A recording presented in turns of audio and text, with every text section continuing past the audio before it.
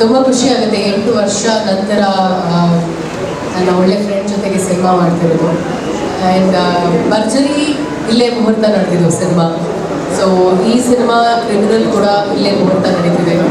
ತುಂಬ ಖುಷಿ ಇದೆ. ಈ ಒಂದು ಹೊಸ ತಂಡದ ಜೊತೆಗೆ ನಾನು ಅಸೋಸಿಯೇಟ್ ಆಗ್ತಿರೋದು. ಇಲ್ಲಿ ಧ್ರುವ ಜೊತೆ ಕೆಲಸ ಮಾಡ್ತೀನಿ, ವೈದ್ಯ ಸರ್ ಜೊತೆ ಕೆಲಸ ಮಾಡಿದ್ದೀನಿ, ಮುರಳಿ ಮಾಸ್ಟರ್ ಜೊತೆ ಕೆಲಸ ಮಾಡಿದ್ದೀನಿ, ಚಂದನ್ ಜೊತೆ ಕೆಲಸ ಮಾಡಿದ್ದೀನಿ. So for the first time ನನ್ನ ಮತ್ತು ಗೋಲ್ಡ್ ಮೈನ್ಸ್ ಕಂಪ್ನಿ ಜೊತೆ ಅಸೋಸಿಯೇಷನ್ ಆಗ್ತಿರೋದು ಈ ಒಂದು ಸಿನಿಮಾಗೆ. ಸೊ ಅವ್ರಿಗೆ ಥ್ಯಾಂಕ್ಸ್ ಹೇಳೋಕ್ಕೆ ಇಷ್ಟಪಡ್ತೀನಿ. ಅವರ ಮೊದಲನೇ ಚಿತ್ರ ಇದು criminal. And heartly welcoming you sir.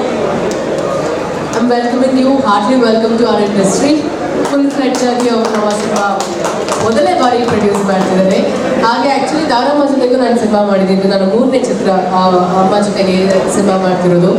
And Rajguru ಅವರು ನಮ್ಮ ಡೈರೆಕ್ಟರ್ ಸರ್ ಸಿನಿಮಾ ಕತೆ ನನಗೆ ಇನ್ಫ್ಯಾಕ್ಟ್ ಇದನ್ನು ಹೇಳಲೇಬೇಕು. I should mention this.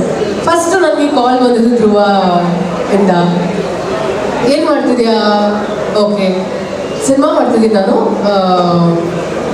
ಹೆಂಗಿದೆ ಡೇಟ್ಸು ಅಂತ ಕೇಳಿದ್ದು. ಆ್ಯಸ್ ಎ ಡೇಟ್ಸ್ ಶೂಟಿಂಗ್ ಇದೆ, ಹಿಂಗಿದೆ, ಹಾಗಿದೆ.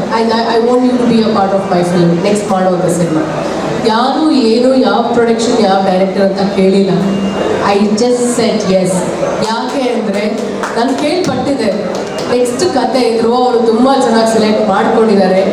ಒಂದು cult based and real love story subject ಮಾಡ್ತಿದ್ದಾರೆ ಅಂತ. ಸೊ ತುಂಬ ಎಕ್ಸ್ಪೆರಿಮೆಂಟಲ್ ರೋಲ್ ಪ್ಲೇ ಮಾಡ್ತಿದ್ದಾರೆ ಅಂತ ಕೇಳ್ಪಟ್ಟಿದೆ. But Dhruva himself called me and when he approached me to be a part of his film, I was very happy. And I without second thought I said yes, ಮಾಡ್ತೀನಿ ಅಂತ ಹೇಳಿದ ಕೂಡಲೇ ಅವರು ರಾಜ್ಗುರು ಅವ್ರನ್ನ ನಮ್ಮ ಮನೆಗೆ ಕಳಿಸಿ ಸ್ಟೋರಿ ನರೇಷನ್ಗೆ ನನಗೆ ಹೇಳಿದರು. ಆ್ಯಂಡ್ ಡೈರೆಕ್ಟರ್ ಸರ್ ಯಾವಾಗ ಮನೆಗೆ ಬಂದು ಸ್ಟೋರಿ ಕತೆ ಹೇಳೋಕ್ಕೆ ಸ್ಟಾರ್ಟ್ ಮಾಡಿದಾಗ ಸತ್ಯವಾಗೂ ಈ ಒಂದು ಮಾತು ಹೇಳ್ತೀನಿ. ಗೊತ್ತಿಲ್ಲ, ಈ ಕತೆ ಸಿನಿಮಾ ಪರದೆ ಮೇಲೆ ನಿಮಗೆ ನಾನು ಹೇಳಿದ ಮಾತು ಸತ್ಯ ಅಂತ ಅನಿಸುತ್ತೆ. ಫಸ್ಟ್ ಪ್ರಶ್ನೆ ಕೇಳಿದ್ರು, ಈ ಸಬ್ಜೆಕ್ಟ್ ಹೆಂಗೆ ಧ್ರುವ ಅವ್ರು ಒಪ್ಕೊಂಡ್ರು, ಈ ಪಾತ್ರ ಹೇಗಿದ್ರು ಅವ್ರು ಒಪ್ಕೊಂಡ್ರು. ಇಮಿಡಿಯೇಟ್ಲಿ ನಾನು ಇವಾಗ ಕಾಲ್ ಮಾಡಿ ಕೇಳಿದೆ, ಈ ಥರ ಸೀನ್ಸ್ ಎಲ್ಲ ಇದೆ, ನೀನು ಸತ್ಯವಾಗ್ಲೂ ಒಪ್ಕೊಂಡ್ಯಾ ಈ ಥರ ಸೀನ್ಸ್ನ ಮಾಡೋದಕ್ಕೆ, ಈ ಪಾತ್ರ ಮಾಡೋದಕ್ಕೆ ಅಂತ. For the first time I really felt ತುಂಬ ಎಕ್ಸ್ಪೆರಿಮೆಂಟಲ್ ರೋಲ್ನ ಧ್ರುವ ಟ್ರೈ ಮಾಡ್ತಿರೋದು. ಭಾಷೆ ಆಗಿರ್ಬೋದು, ಆಮೇಲೆ ಪಾತ್ರ ಆಗಿರ್ಬೋದು, ಪಾತ್ರದಲ್ಲಿ ಇರುವಂಥ ಒಂದು ಧೈರ್ಯ, ಆಮೇಲೆ ಆ ಒಂದು ಗತ್ತು, ಆಮೇಲೆ ಆ ಪಾತ್ರಕ್ಕೆ ಬೇಕಾದಂಥ ಒಂದಷ್ಟು ಅಭಿನಯ ಏನಿದೆ ಅಲ್ವಾ ಈ ಸಿನಿಮಾ. ನನ್ನ ಅಂದರೆ ಒಬ್ಬ ಫ್ರೆಂಡ್ ಬಗ್ಗೆ ಹೇಳೋಕ್ಕೆ ಇಷ್ಟಪಡ್ತೀನಿ. ಇದು ಅವನ 7ನೇ ಚಿತ್ರ. This 7th film Criminal is going to be the best film in his career ಅಂತ ಹೇಳೋಕ್ಕೆ ಇಷ್ಟಪಡ್ತೀನಿ. ನಾನು ಕತೆ ಕೇಳಿದ್ಮೇಲೆ ಇದೆ ಅನ್ಸಿದ್ದು ನನಗೆ, ಅದೇನೋ ಗೊತ್ತಿಲ್ಲ. ಎಲ್ಲ ಪಾತ್ರ ಎಲ್ಲ ಸಿನಿಮಾ ನಾವು ನೋಡಿದ್ದೀವಿ, ಬಟ್ ಈ ಪಾತ್ರ ಇಸ್ ವೆರಿ ಸ್ಪೆಷಲ್. ನನಗೆ ಗೊತ್ತಿಲ್ಲ, ಅವನ ಇಡೀ ಕರಿಯರಲ್ಲಿ ನನಗೆ ಇದು ತುಂಬ ಸ್ಪೆಷಲ್ ಅಂತ ಅನಿಸಿರುವಂಥ ಪಾತ್ರ ಶಿವ. ಈ ಸಿನಿಮಾ ಟೈಟಲ್ ಬಗ್ಗೆ ಅದೆಷ್ಟು ಕಿತ್ತಾಡಿದ್ದೀವಿ, ತಲೆ ಕೆಡಿಸ್ಕೊಂಡಿದ್ದೀವಿ. So finally we came up with title called Criminal ಅಂತ. ಸಿನಿಮಾ ಕ್ರಿಮಿನಲ್ ಯಾರು ಇರ್ತಾರೆ ಅಂತ ಸಿನಿಮಾ ಬಂದಾಗ ಗೊತ್ತಾಗುತ್ತೆ. ಜೊತೆಗೆ ಪಾರ್ವತಿ ಅನ್ನೋ ಪಾತ್ರ ನನಗೆ ತುಂಬಾ ಇಷ್ಟ ಆಗಿರುವಂಥ ಪಾತ್ರ. ಶಿವ ಎಷ್ಟು ಒಂದು ಗಾಂಭೀರ್ಯವಾಗಿ ಫಿರೋಷಿಯಸ್ ಆಗಿ ತುಂಬ ಲವಬಲ್ ಆಗಿರ್ತಾನೋ, ಪಾರ್ವತಿ ಕೂಡ ಅಷ್ಟೇ ಸಟಲ್, ವೆರಿ ಲವಬಲ್, ಅವಳು ಅಷ್ಟೇ ಫಿರೋಷಿಯಸ್ ಆಗಿರ್ತಾಳೆ. ನನಗೆ ಧ್ರುವಾಗೆ ಇಟ್ ಇಸ್ ಈಕ್ವಲ್ ಸ್ಪೇಸ್ ಅಂತ ಹೇಳ್ಬೋದು ಸಿನಿಮಾದಲ್ಲಿ.